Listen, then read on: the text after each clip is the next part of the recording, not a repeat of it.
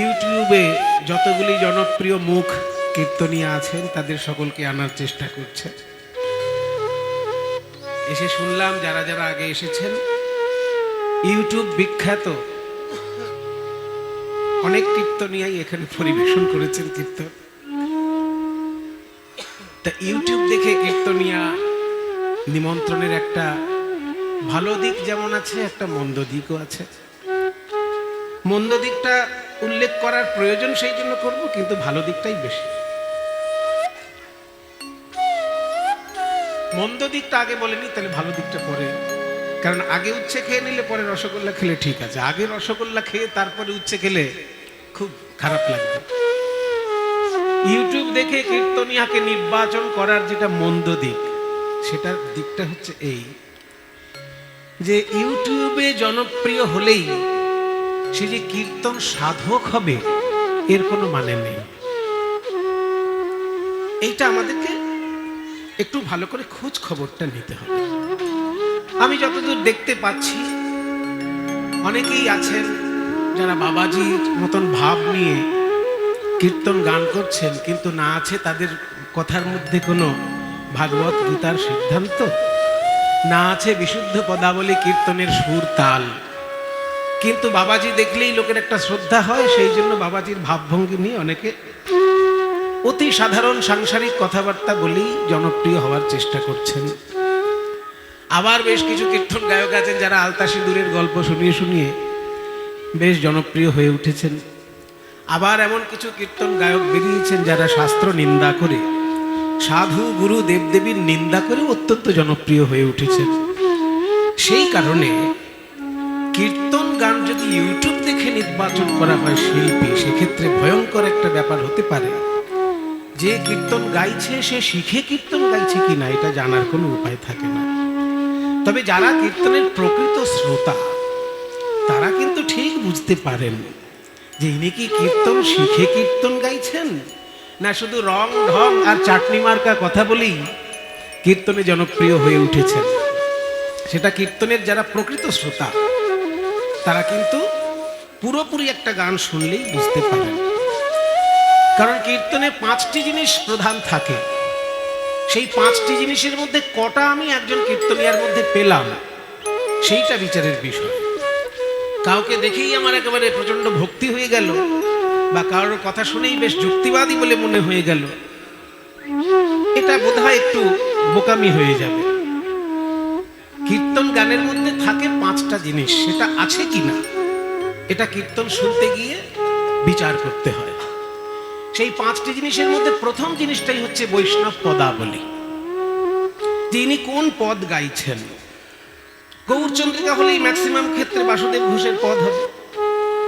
গোবিন্দ দাসেরও গৌরচন্দ্র আছে, জ্ঞানদাসেরও গৌরচন্দ্র আছে, গৌরচন্দ্রিকা অনেক পদকর্তার আছে, কিন্তু ম্যাক্সিমামটাই বাসুদেব ঘোষের গৌরচন্দ্রিকার পদ হবে। বৈষ্ণব পদাবলী আছে কিনা এইটা কীর্তন চেনার প্রথম লক্ষণ, যে তার মধ্যে বৈষ্ণব পদাবলী আছে কিনা। যদি দেখা যায় কীর্তনে প্রচুর গাল গল্প করছেন কিন্তু বৈষ্ণব পদাবলীর কোনো ব্যাখ্যা নেই, তাহলে জানতে হবে উনি সময় কাটাচ্ছেন, আমারও সময় নষ্ট করছে। তাহলে বৈষ্ণব পদাবলী আছে কিনা এটা প্রথম চিহ্ন কীর্তন গানের। দ্বিতীয় চিহ্ন হলো শাস্ত্রীয় কোনো শ্লোক আছে কিনা। ভাগবতের শ্লোক, না গীতার শ্লোক, না বেদের শ্লোক, না 6 গোস্বামীর রচনাবলী থেকে কোনো শ্লোক, উজ্জ্বল নীলমণি থেকে কোনো শ্লোক আছে, না ভক্তিরসামৃত সিন্ধু থেকে কোনো শ্লোক আছে, না হরিভক্তি বিলাস থেকে কোন শ্লোক আছে। এগুলো হচ্ছে শাস্ত্রের সাগর, অনন্ত শাস্ত্র। আমরা কটা জানি, কটা চিনি। আমি যখন কীর্তন গাইব বলে মনে মনে ঠিক করলাম, তখন ভেবেই নিয়েছিলাম যে 500টা বৈষ্ণব পদাবলী মুখস্থ করব আর 1000 সংস্কৃত শ্লোক মুখস্থ করব, তবে আমি বৈষ্ণব সেবার উপযুক্ত কীর্তন গাইতে পারব। 500 পদ ভালো করে মুখস্থ রাখা উচিত একজন কীর্তন গায়ককে, যদি ভালো গায়ক সে হতে চায়। ফাজিল গায়ক যদি হয় আমার বলার কিছু নেই। ফাজলামো করার জন্য যদি আসলে সময় নষ্ট করতে চায় কোনো গায়ক, করুন, তিনি যত খুশি টাকা কামাক রং ঢং দেখিয়ে, কিন্তু প্রকৃত কীর্তন গাইতে গেলে 5 বৈষ্ণব পদাবলী সারাক্ষণ স্মরণ মননে রাখতে হবে। হাজার খানেক শ্লোক স্মরণ মননে রাখতে হবে। যদি না পারে, তার মেধা যদি দুর্বল থাকে, তার মাথা যদি কাজ না করে, অন্তত 100-200টা শ্লোক মুখস্থ করুন। মাথা যদি ভালো কাজ করে, হাজার খানেক শ্লোক মুখস্থ করুন। কেন জানেন? এগুলো আপনারা যারা বৈষ্ণব মানুষ আছেন এখানে, তারাই শিখা বন্ধনের সময় বলেন। শিখা আছে তো বৈষ্ণবগণের, ব্রাহ্মণেরও শিখা রাখতে হয়, বৈষ্ণবকেও শিখা রাখতে হয়। ব্রাহ্মণের শিখার বেশি ঝামেলার মন্ত্র নেই, গায়ত্রী মন্ত্র পাঠ করলেই হয়ে যায়। কিন্তু বৈষ্ণবের শিখা বন্ধনের ক্ষেত্রে ঝামেলার মন্ত্র আছে। বৈষ্ণবের শিখা বন্ধন করতে গেলেও মন্ত্র আছে, শিখা খুলতে গেলেও মন্ত্র আছে। শিখা খোলার মন্ত্র এখন বলবো না। সাইডে দাও, সাইডে দাও ভাই। এই ভাই, আর একটু সামনে দিয়ে দাও। তুমি একটু সরে যাও তো। ও সামনে দিও, সামনে দিও। এই মেশিনটা সামনে দাও, তাহলে কারো অসুবিধা। হ্যাঁ, ভক্তগণকে অসুবিধে করো না কেউ। এত কষ্ট করে দূর দূর থেকে সবাই শুনতে আসছেন, তারা যাতে ভালো করে শুনতে পায় সেই ব্যবস্থা করো। আড়ালে দাও, আড়ালে। আচ্ছা, কি বলছিলাম? শিখা বন্ধন মুক্ত করার মন্ত্র আমি বলবো না, কারণ বন্ধনই কজন করে যে মুক্তর কথা বলবো। সেদিন আগে বন্ধনের কথাটাই বলি। শিখা বন্ধন করতে গেলে যে মন্ত্রটা লাগে সেটা হচ্ছে ব্রহ্মবাণী সহস্রাণী শিববাণী শতানি চ বিষ্ণুর নাম সহস্রেণ শিখা বন্ধন করম্যহম। এটা বৈষ্ণবকে বলতে হয়, ব্রাহ্মণকে বলতে হয় না। ব্রাহ্মণ যদি শিখা বন্ধন করেন, তার এক মন্ত্র বাঘের মতো কাজ করে। এক মন্ত্র সব মন্ত্রকে অতিক্রম করে, সেটা গায়ত্রী মন্ত্র। সেই জন্য তিনি যেহেতু গায়ত্রী মন্ত্র আচার্যের কাছ থেকে পেয়েছেন, সেইটা বলেই শিখা বন্ধন ব্রাহ্মণের হয়ে যাবে। কিন্তু বৈষ্ণবের ক্ষেত্রে সেই ব্রাহ্মণ যদি আবার বৈষ্ণব মন্ত্রে দীক্ষিত হয়ে উপাসনা করেন, তখন আবার বৈষ্ণবের মন্ত্রটাই তাকে বলতে হবে। সেটা হচ্ছে ব্রহ্মবাণী সহস্রাণী। এগুলো শুধু বকবক করা জিনিস নয় বাবা, এগুলো স্মরণ মননের জিনিস। ব্রহ্মবাণী মানে কি? ব্রহ্মার 1000টা বাণী যেন আমি স্মরণ করে যেতে পারি। মানেগুলোতেই আমি শুধু একখানা গিট বেঁধে নিলাম চুল দিয়ে, হয়ে গেল? চুলটার গিট বাঁধার সময় বললামটা কি? যে কথা বললাম সে কথা রাখতে পারলাম? ব্রহ্মবাণী সহস্রাণী মানে 1000 ব্রহ্মার বাণী যেন আমি আমার হৃদয়ে ধারণ করে রাখতে পারি। ব্রহ্মার বাণী কোথায় পাবো? ব্রহ্মার বাণী কোন জায়গায় পাওয়া যায়? ব্রহ্মার বাণী খুঁজে বেড়াতে গেলে আপনি বেদের মধ্যে পাবেন না, কারণ বেদের মধ্যে যত বাণী সব ঋষিদের বাণী, ঋষি বাণী। তার মধ্যে ব্রহ্মার পুত্র থাকতে পারে, ব্রহ্মার নাতি থাকতে পারে, নাতির নাতি থাকতে পারে, বহু ঋষি আছে। বহু ঋষির বাণী হচ্ছে বেদের বাণী, সেখানে ব্রহ্মার বাণী আপনি পাবেন না। তাহলে ব্রহ্মার বাণী কোথায় পাবো? কোন তন্ত্রে ব্রহ্মার বাণী পাবেন না, কারণ তন্ত্র হচ্ছে শিব ঠাকুরের শাস্ত্র। কাজে তন্ত্রে আপনি ব্রহ্মার বাণী পাবেন না, বেদে আপনি ব্রহ্মার বাণী পাবেন না। পড়ে থাকলো 18 পুরাণ এবং স্মৃতিশাস্ত্র। এই 18 পুরাণ এবং স্মৃতিশাস্ত্র, মহাভারত, রামায়ণ, এইগুলোকে ব্রহ্মার বাণী চিন্তা করা হয়। কাজেই রামায়ণ, মহাভারত, 18 পুরাণ এবং স্মৃতিশাস্ত্র, এইগুলোতে যে বাণী আছে সেই বাণী হলো ব্রহ্মার বাণী। আর যেহেতু শ্রীমদ্ ভগবদ গীতা মহাভারতেরই অন্তর্গত, ওই জন্য ভগবদ গীতাটাকেও ব্রহ্মার বাণী ধরতে পারেন, যেহেতু ওটা মহাভারতের অন্তর্গত। শ্রীমদ্ ভাগবত যেহেতু 18 পুরাণের অন্তর্গত, সেই জন্য শ্রীমদ্ ভাগবতের বাণীগুলো ব্রহ্মার বাণী ধরতে পারেন। 18 পুরাণ, রামায়ণ, মহাভারত এবং স্মৃতিশাস্ত্র, এগুলো হলো ব্রহ্মার বাণী। প্রায় লক্ষাধিক শ্লোক আছে। আপনাকে লক্ষাধিক শ্লোক মুখস্থ করতে হবে না, 1000 খানেক ব্রহ্মার বাণী অন্তত স্মরণ করতে হবে। তবে আপনি বৈষ্ণব, তবে আপনি শিখাটা বন্ধনে কাজে লাগালেন, তা নাহলে শুধু চুলের গিট। যদি ব্রহ্মার 1000 বাণী আপনি স্মরণ না করেন, তাহলে শুধু চুলের গিট ছাড়া আর কিছু না। আপনি যখনই শিখা বন্ধন করছেন, আপনি কিন্তু সংকল্প করছেন যে ব্রহ্মার 1000 খানেক বাণী আমি যেন স্মরণ করে যেতে পারি। এগুলো বোঝা দরকার না বাবা? ব্রহ্মবাণী সহস্রাণী শিববাণী শতানি চ। আবার ব্রহ্মার বাণী মুখস্থ করলাম মানে তন্ত্রকে অবজ্ঞা করব?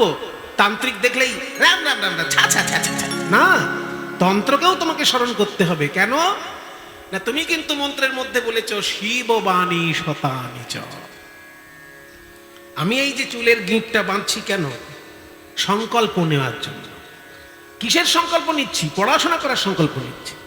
চুলের গিট বাঁধা শুধুমাত্র লোকের ঢিপ ঢিপ করে পেন নাম গ্রহণ করার জন্য নয়।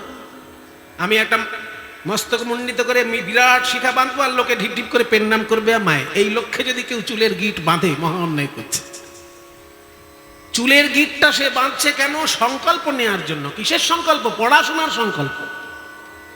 কি পড়াশোনার সংকল্প? ব্রহ্মার সহস্র বাণী, শিবের শতবাণী এবং বিষ্ণুর সহস্র নাম। অনন্ত শাস্ত্র যদি স্মরণ করে যেতে পারি আমার সৌভাগ্য, কিন্তু অনন্ত শাস্ত্র যদি স্মরণ করতে না পারি অন্তত এইটুকুর মধ্যে যেন ঘোরাফেরা করতে পারি।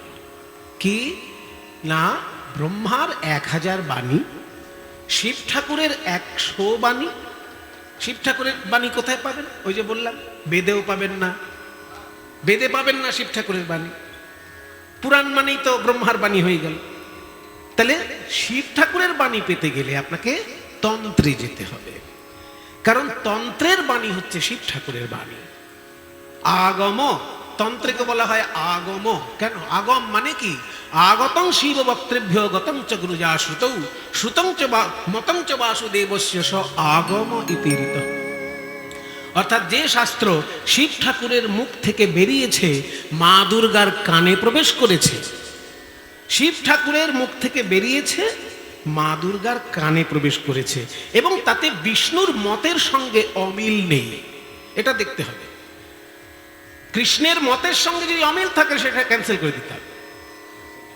মতঞ্চ বাসুদেবস্য বলছে, খেয়াল করুন পুরো কথাটা, যে আগতং শিব বক্তৃভ্য, যে শাস্ত্র শিবের মুখ থেকে এসেছে, গতঞ্চ গিরিজা শ্রুতৌ, মা দুর্গার কানে প্রবেশ করেছে, আবার মতঞ্চ বাসুদেবস্য, যাতে বাসুদেবের মত আছে। বাসুদেব মানে কৃষ্ণ, বসুদেবের ছেলে কৃষ্ণ, তাই বাসুদেব।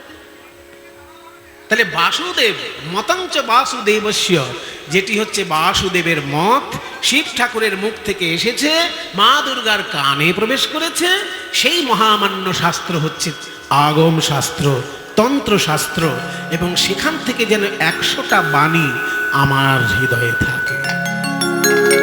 তাহলে এবার বুঝতে পারলেন শিখা বন্ধনটা অত সহজ জিনিস নয়। শিখা বন্ধন যখনই আপনি করবেন, আপনার যেন ব্রহ্মার বাণী জানা থাকে, আপনার যেন শিব ঠাকুরের বাণী জানা থাকে, আপনার যেন বিষ্ণু নাম মুখে উচ্চারিত হয়, মানে হরি নাম মুখে যেন উচ্চারিত হয়। এই জন্য বলছি যে শাস্ত্রকে জেনে, এই যে কীর্তনে কি কি লাগে, প্রথম লাগে বৈষ্ণব পদাবলী। পদাবলী ছাড়া তো কীর্তনই হলো না, সেটা গান বাজনা হয়ে গেল, কীর্তন হলো না। কীর্তন হলেই সেটা বৈষ্ণব পদাবলী হতে হবে। 2, শাস্ত্রীয় সিদ্ধান্ত, হয় ভাগবতের শ্লোক নয়, গীতার শ্লোক নয়, তন্ত্রের শ্লোক নয়, বেদের শ্লোক, কোনো একটা শাস্ত্রীয় সিদ্ধান্ত থাকবে। মন গড়া কথা বলে বলে সময় নষ্ট করেই যাচ্ছে, কেউ কিছু বলার নেই। একটু চাটনি মার্কা কথা হলেই লোকে হাত তুলে হরিবোল বলে দিল, অমনি জমে গেল কীর্তন। ওটা নয়, শাস্ত্রবাণী চাই, হয় ভাগবত, নয় গীতা, নয় বেদ, নয় তন্ত্র, এই শাস্ত্রের থেকে বানিয়ে আসতে হবে। তারপর কি? সুর তাল, সুরগুলো যেন 6 রাগ 36 রাগিনীকে আশ্রয় করে হয়। যা খুশি সুরে গেয়ে দিলাম, হলো না, কারণ 6 রাগ 36 রাগিনী শ্রীকৃষ্ণের বাঁশি থেকে উৎপন্ন হয়েছে। কাজেই রাগ রাগিনীর সুর মানে সেটা শ্রীকৃষ্ণের প্রিয় সুর। শ্রীকৃষ্ণের বাঁশি থেকে 6 রাগ এবং 36 রাগিনী উৎপন্ন হয়েছে, সেই জন্য রাগ রাগিনীকে আশ্রয় করে যেন সুরগুলো হয়। আমি যেমন প্রথমে আলাপে যখন হরি ওম রাম নাম স্মরণ করছিলাম, সেই সময় হংসধ্বনি রাগিনী গাইছিলাম। তারপর যখন গৌরচন্দ্রিকা শুরু করলাম, সেই সময় মেঘমল্লার রাগে আলাপ করছিলাম। এই রাগ রাগিনীগুলো সম্পর্কে জ্ঞান থাকতে হবে। বেয়াড়া চিৎকার করে দিলাম, বিকট আওয়াজ করে দিলাম, ভাবলাম খুব ভালো কীর্তন গাইলাম, হলো না। 6 রাগ 36 রাগিনী সম্পর্কে যেন তার ধারণা থাকে। কেন না? 6 রাগ 36 রাগিনী হচ্ছে শ্রীকৃষ্ণের বাঁশি থেকে উৎপন্ন সুর। 3টে গেল পয়েন্ট। 4র্থ কি চাই কীর্তনে? বড় তালের গান। হয় দশকোষী তালের গান হতে হবে, নয় তিয়ট তালের গান হতে হবে, নয় মধ্যম দশকোষীর গান হতে হবে, নয় দুঠুকি তালের গান হতে হবে, নয় একতালি তালের গান হতে হবে, বড় তালের গান। কারণ বড় তালের গান করলে ঈশ্বরের চরণে সরাসরি সম্পর্ক ঘটে যায়। বিলম্বিত তালের সঙ্গীত ঈশ্বরের চরণে পৌঁছায়। ওই জন্য বিলম্বিত তালের গান দরকার, এটা কীর্তনের অঙ্গ। তারপরে লীলাটাকে ফুটিয়ে তোলার জন্য বা গল্পটাকে দাঁড় করানোর জন্য ছোট ছোট সুরতালে গান হলো, ভালো কথা। কিন্তু বড়তালহীন 3 ঘন্টা হরিসংকীর্তন শুনলাম, একটাও বড়তাল নেই, তার মানে কিন্তু আপনার সম্পূর্ণ কীর্তন শোনা হলো না, অসম্পূর্ণ কীর্তন শুনে বাড়ি গেলেন। ওই জন্য নাম কেউ আসতে অন্তত প্রথমে সোমতালটা করে কীর্তনিয়ারা রেহাই পায়। কিন্তু শুধুমাত্র সোমতাল করে দিলাম আর ঝামেলা চুকিয়ে দিলাম তা নয়, মাঝে মাঝেই বড়তাল দরকার, তবে সঠিক কীর্তন হবে। 4 নম্বর বললেন। 5ম হচ্ছে রস সাহিত্য এবং দর্শন শাস্ত্র। বৈষ্ণব দর্শন শাস্ত্র সম্পর্কে আলোচনা, বৈষ্ণব রস সাহিত্য সম্পর্কে আলোচনা। এই 5টি জিনিস যদি থাকে একটা কীর্তন গানে, তবে সেটাই প্রকৃত কীর্তন। আর তা না হলে কিন্তু লোক ঠকানো কীর্তন হয়ে যাচ্ছে। যিনি লোক ঠকানোর গান গাইছেন তিনি নিজেও ঠকছেন, আর যারা শুনছেন তারা তো ঠকছেনই। কিন্তু যিনি লোক ঠকানো গান গাইছেন তিনিও কিন্তু ঠকছেন, কারণ আসল রস থেকে তিনি নিজে বঞ্চিত হয়ে যাচ্ছেন। আসল শাস্ত্রীয় সিদ্ধান্ত থেকে, সঙ্গীত থেকে তিনি বঞ্চিত হয়ে যাচ্ছেন। কাজেই যিনি ভাবছেন যে আমি লোক ঠকিয়ে কীর্তন করব, তিনি কিন্তু নিজে আগে ঠকছেন। আপনারা হুগলি জেলার মানুষ, ওই জন্য এত কথা আপনাদেরকে বলছি। হুগলি জেলাটা হচ্ছে বৈষ্ণব জগতে খুব মূল্যবান একটি জেলা, অত্যন্ত মূল্যবান এক জেলা। কারণ এই হুগলি জেলা শুধু বৈষ্ণবদের জন্য বিখ্যাত নয়, রামকৃষ্ণ পরিমণ্ডলে যত ভক্তগণ আছেন তাদের কাছেও খুব প্রণম্য একটি জেলা। কারণ রামকৃষ্ণদেবের শিষ্যরা যখন সন্ন্যাস গ্রহণ করেছিলেন, তারা 12 জন সন্ন্যাসী শিষ্য রামকৃষ্ণদেবের, তারা একসঙ্গে সন্ন্যাস গ্রহণ করেছিলেন এই হুগলি জেলায় আটপুরে। আটপুর শুনেছেন তো? হ্যাঁ, জাঙ্গিপাড়ার কাছে, জাঙ্গিপাড়ার কাছে আটপুর। ওই আটপুরটা অত্যন্ত বিখ্যাত জায়গা, কারণ বৈষ্ণব তীর্থ, আবার রামকৃষ্ণ পরিমণ্ডলের ভক্তগণের কাছে মহাতীর্থ। বৈষ্ণবদের কাছে কেন তীর্থ? না, পরমেশ্বরী দাসের ওইখানে লীলাভূমি। পরমেশ্বর দাস ওই যে কোনো জায়গায় অধিবাস কীর্তন হলেই দেখবেন অধিবাস কীর্তনের শেষে পরমেশ্বর দাসের নাম আছে। যিনি অধিবাস কীর্তনটি লিখেছিলেন তিনি হচ্ছেন পরমেশ্বর দাস। পরমেশ্বর দাস রসে ভাসে, এই কথাটা অধিবাস কীর্তনে পাওয়া যায়। কাজেই সেই পরমেশ্বর দাসের ওটা শ্রীপাঠ, ওই জন্য ওটা বিখ্যাত বৈষ্ণব তীর্থ। ওই আটপুর একই গ্রাম, তার সেবিত ঠাকুর রয়েছে। আবার ওই একই গ্রামে রামকৃষ্ণদেবের শিষ্যগণ স্বামী বিবেকানন্দ সমেত তারা 25শে ডিসেম্বর এসে সন্ন্যাস গ্রহণ করেছিলেন। 25শে ডিসেম্বরটাকে কেন বেছে নিয়েছিলেন? যেহেতু 25শে ডিসেম্বর যীশু খ্রিস্টের জন্মদিন। যীশু খ্রিস্ট জগতের কল্যাণের জন্য প্রেমের বাণী শুনিয়েছেন। যীশু খ্রিস্টের আগেও কিন্তু ধর্ম ছিল, কিন্তু সেই ধর্মেতে প্রেমের বাণী ছিল না। চুরি করবে না, মিথ্যা বলবে না, কাউকে ঠকাবে না, এইরকম সাধারণ বাণী ছিল। কিন্তু তুমি ঈশ্বরকে ভালোবাসবে, এই বাণীটা ছিল না। যীশু খ্রিস্ট এসে ইসরায়েলের জগতে, আমাদের জগতে না, আমাদের যুগে অনেক মহাপুরুষ এসে বাণী শুনিয়েছে। আমাদের দেশে যীশু খ্রিস্টের জন্মেরও আগে বহু মহাপুরুষ এসেছে। যীশু খ্রিস্টের জন্মের 500 বছর আগে বুদ্ধদেব এসেছেন আমাদের দেশে।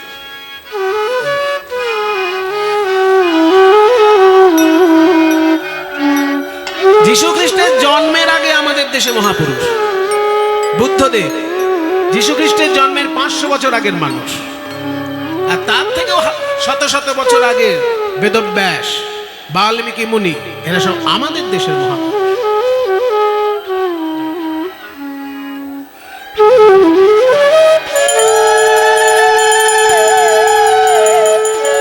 সেই জন্য আমাদের দেশের সঙ্গে ইসরায়েলকে গুলিয়ে ফেলবেন না।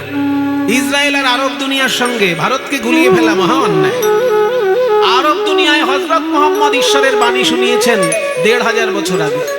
ইসরায়েলের দুনিয়ায় যীশু খ্রিস্ট বাণী শুনিয়েছেন 2000 বছর আগে, আর তার থেকেও 500 বছর আগে প্রেম মৈত্রীর বাণী শুনিয়েছেন বুদ্ধদেব ভারতবর্ষের মাটিতে। আর তার থেকেও শত শত বছর আগে বেদব্যাস, ঋষি বাল্মীকি, মুনি বাল্মীকি এবং আরো অনেক মহাপুরুষ আমাদের দেশে প্রেমের বাণী ঘোষণা করেছেন। সেই জন্য ভারতবাসীর অহংকার সবার উপরে, সব থেকে প্রাচীন ঈশ্বরের বাণী আমার দেশের বাণী। যেটা বলতে যাচ্ছিলাম, যে যীশু খ্রিস্ট প্রেমের বাণী ঘোষণা করেছিলেন ইসরায়েলের দেশে, সেই জন্য সারা পৃথিবীতে খ্রিস্টান ধর্ম প্রচার হয়েছে। ওই জন্য স্বামী বিবেকানন্দ ভাবলেন আমরাও প্রেমের বাণী এবং অদ্বৈত ব্রহ্মজ্ঞানের বাণী প্রচার করব সারা পৃথিবীতে।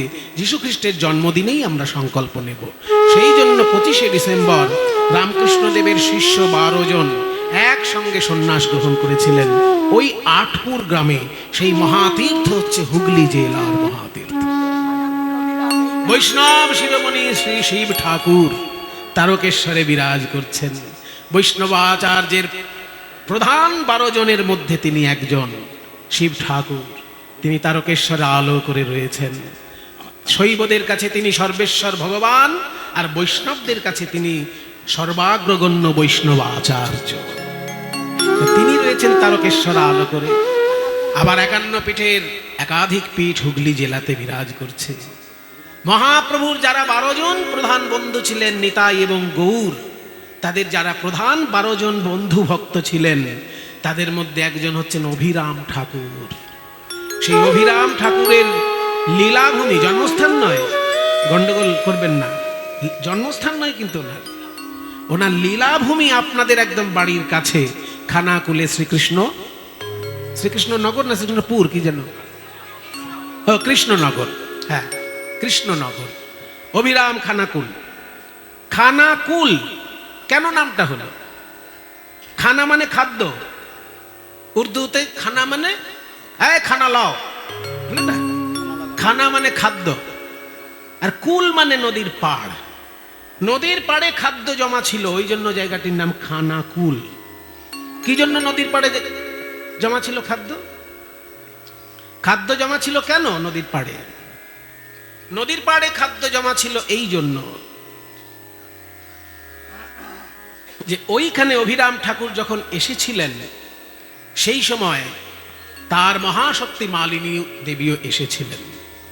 কিন্তু এইখানকার আশেপাশের একজন মুসলমান শাসক ছিলেন, তিনি ওই অভিরামের যিনি মহাশক্তি, তাকে জেলখানায় আটকে রেখেছিলেন। বলেছিলেন, এই মেয়ে, ওই সাধু তোর কি করবে? ওই সাধুকে ছাড়, আমায় নিকা কর।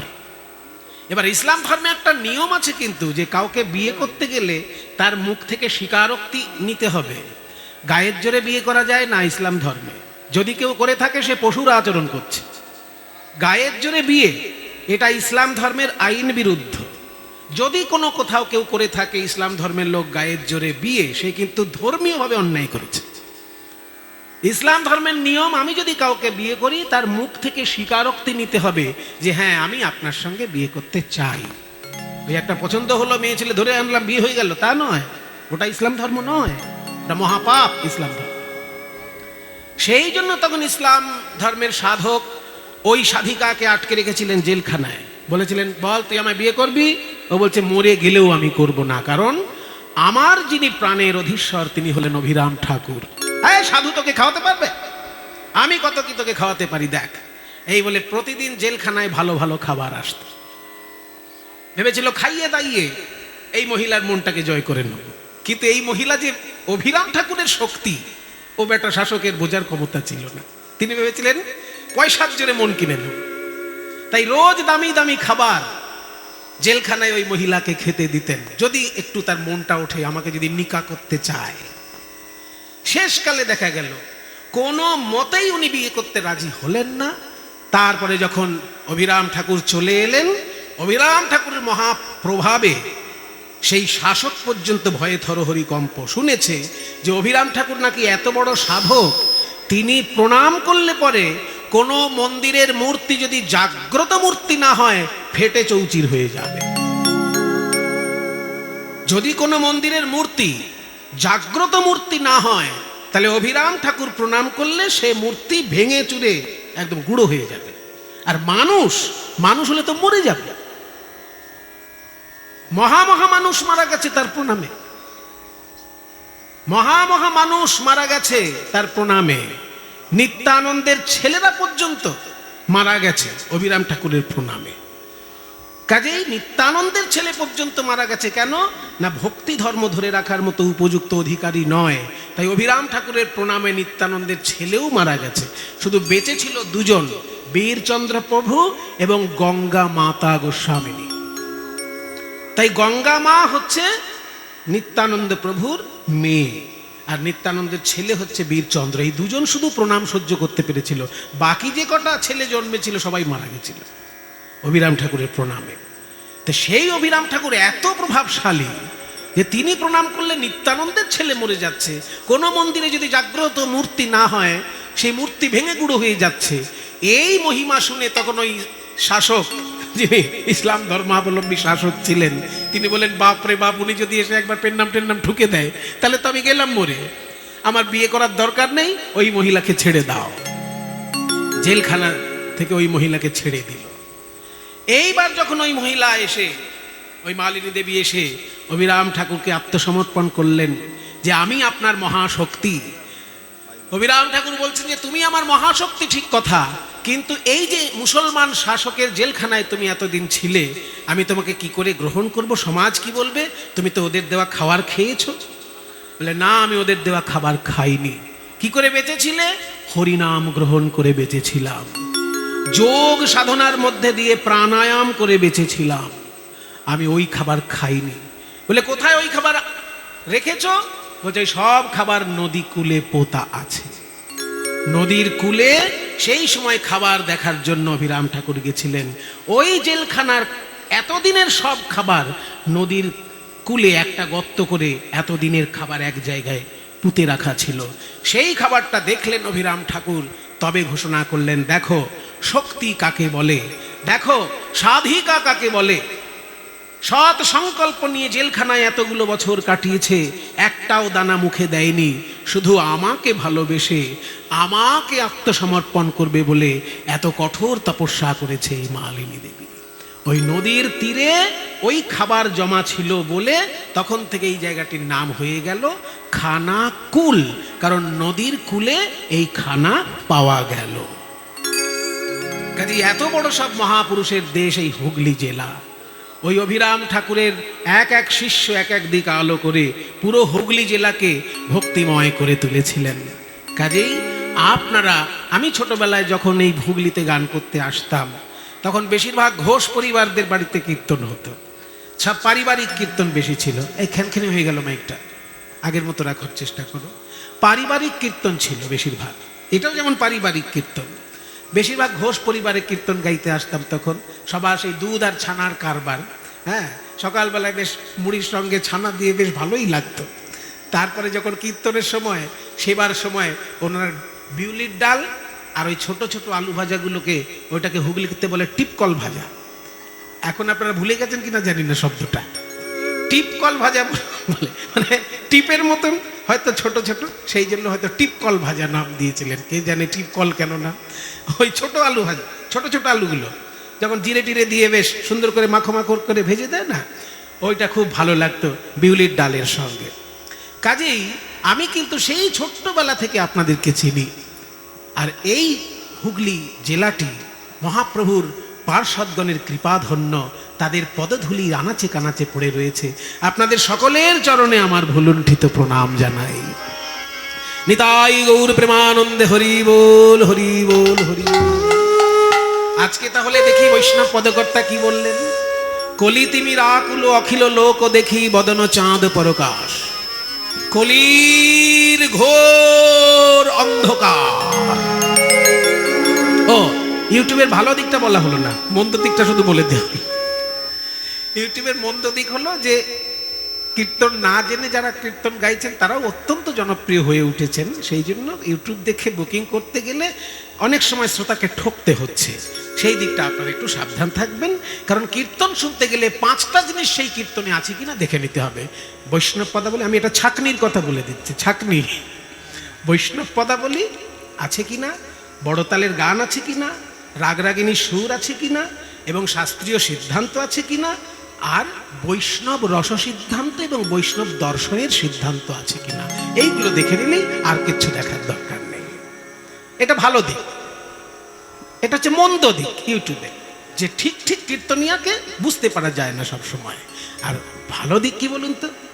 ভালো দিক হচ্ছে হয়তো এমন বিরাট একজন ভালো গায়ক, হয়তো শুধু মুর্শিদাবাদের অলিতে গলিতেই গান গেয়ে বেড়াতেন, সারা দেশের লোক চেনে না, কিন্তু ইউটিউবের মাধ্যমে সেই হুগলি মুর্শিদাবাদের গলিতে গলিতে গিয়ে বেড়ানো সাধারণ গায়ক, অথচ উচ্চ মানের গায়ক। বড় গায়ক কাকে বলবো? যে বড় গান জানে সেই তো বড় গায়ক। বড় গান জানে না অথচ নাম খুব, তাকে তো বড় গায়ক বলা যাবে না। যিনি বড় গান জানেন তিনি বড় গায়ক। তা বড় বড় গান জানেন অথচ শুধু অলিতে গলিতে গিয়ে বেড়াচ্ছেন, সারা দেশের লোক জানে না, কিন্তু ইউটিউবের মাধ্যমে তার যদি দুই একটা ভিডিও চলে আসে, তখন যে মালদায় বসে আছে সেও মুর্শিদাবাদের ওই গলির গায়কের গান শুনছে, যে মেদিনীপুরে বসে আছে সেও ওই মুর্শিদাবাদের গলির গায়কের গান শুনছে, যে হয়তো বাইরে নাম ডাক পায়নি কিন্তু বড় গায়ক হয়ে বসে আছে। মুর্শিদাবাদ, নদিয়া জেলা, বর্ধমান জেলা, এইসব জায়গায় তো অনেক বড় বড় গায়ক আছেন যাদের খুব বেশি প্রচার হয়তো হয়নি, কিন্তু ইউটিউবের দৌলতে, ইউটিউবের দৌলতে যে হুগলিতে থাকে অথচ মুর্শিদাবাদের গায়কের গান শুনে নিচ্ছে, মালদায় থাকে অথচ দক্ষিণ চব্বিশ পরগনার গায়কের গান শুনে নিচ্ছে, বালুরঘাটে থাকে অথচ বীরভূম জেলার গায়কের গান শুনে নিচ্ছে। এইটা কিন্তু ইউটিউবের একটা ভালো দিক। ওই জন্য আগে মন্দ দিকটা বলে নিলাম, তারপর ভালো দিকটা বলে। নিতাই গৌর প্রেমানন্দে হরি বল, হরি বল, হরি বল, হরি বল।